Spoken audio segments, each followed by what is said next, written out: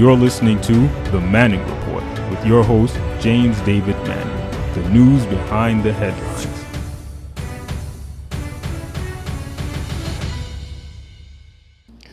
I want to take the time to take my hat off, or if I had one, I'd take it off to Jon Stewart for his stellar performance before Congress on yesterday on behalf of the 9/11 first responders and their plight with having the government supply them with the kind of financial wherewithal to meet their health needs as cancers continue to develop and sicknesses and perils and problems are mounting with this group of first responders. And I do have a question about,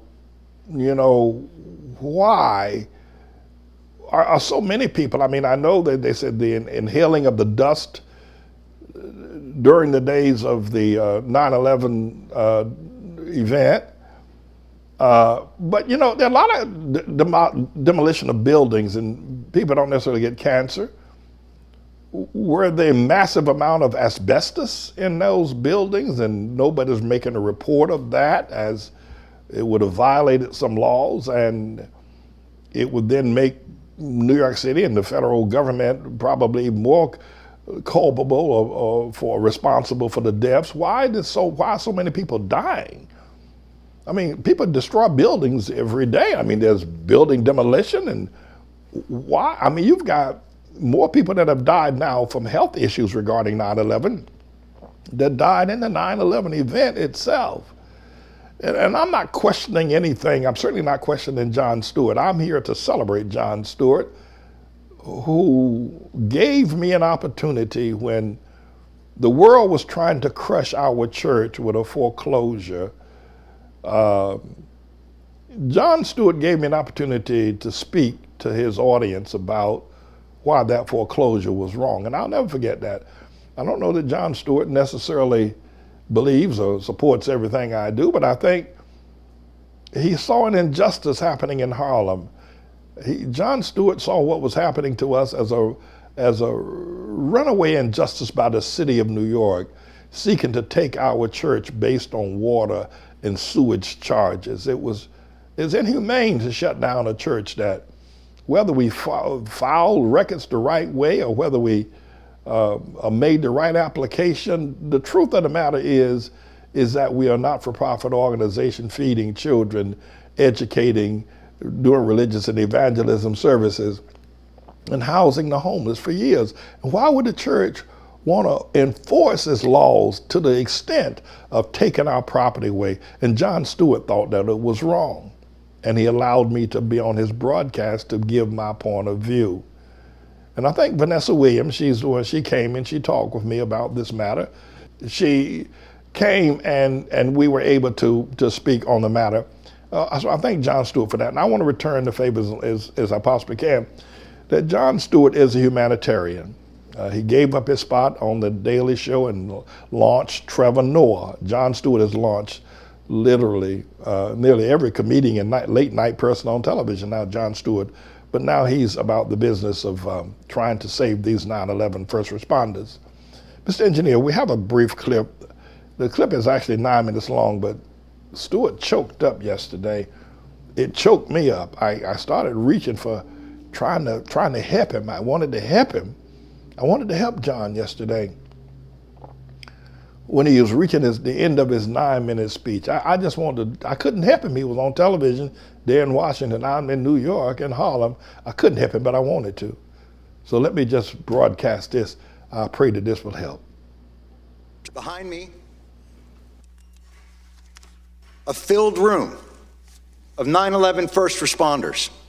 And in front of me, a nearly empty Congress. Your indifference costs these men and women their most valuable commodity, time.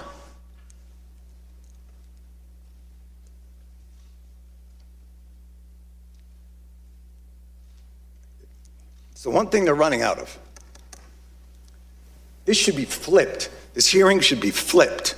These men and women should be up on that stage, and Congress should be down here answering their questions.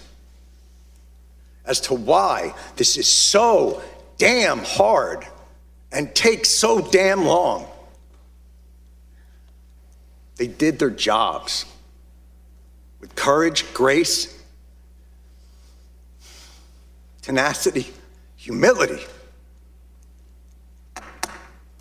18 years later, do yours. Thank you.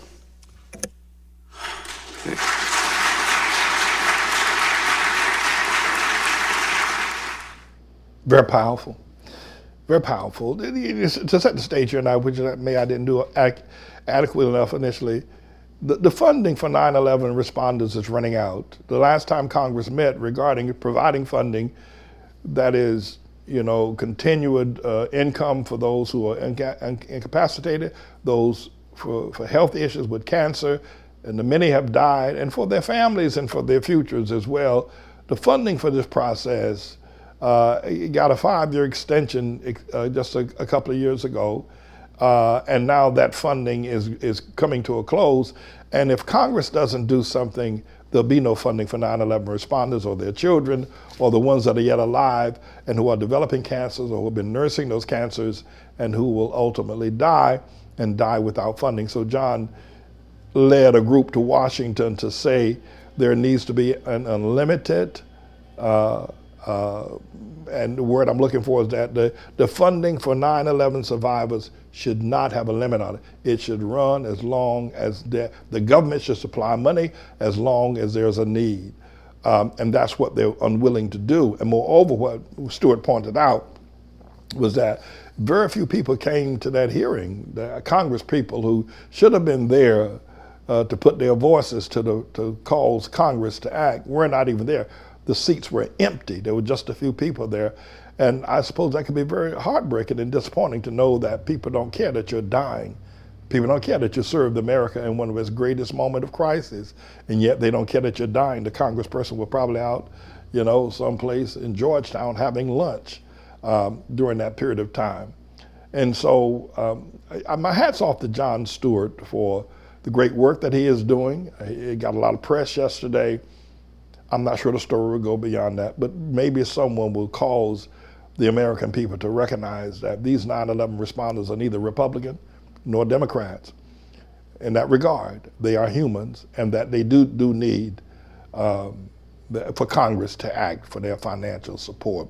This is a bit of a news blog we do, looking at spiritual wickedness in high places for the most part, making some observations about it and giving people a biblical foundation to the way of interpreting, rather than have Sean Hannity or Laura Ingraham or Janine Pirro or Anderson Cooper or Rachel Maddow or Don Lemon, Rush Limbaugh interpret what's going on in the world. You come to me and I'll tell you based on what the Word of God says.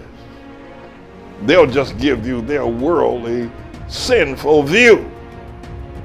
But the Manning Report will tell you what God has said, whether to say yea or nay, whether to go or to stay. You'll be led by the word of Almighty God. Come to the Manning Report on a daily basis to interpret the spiritual wickedness in high places, because there's plenty of it that's going on. And so I am he. I'm the Lord's servant, James David Righteous Rebel Manning, and I'm here to serve you with news and information.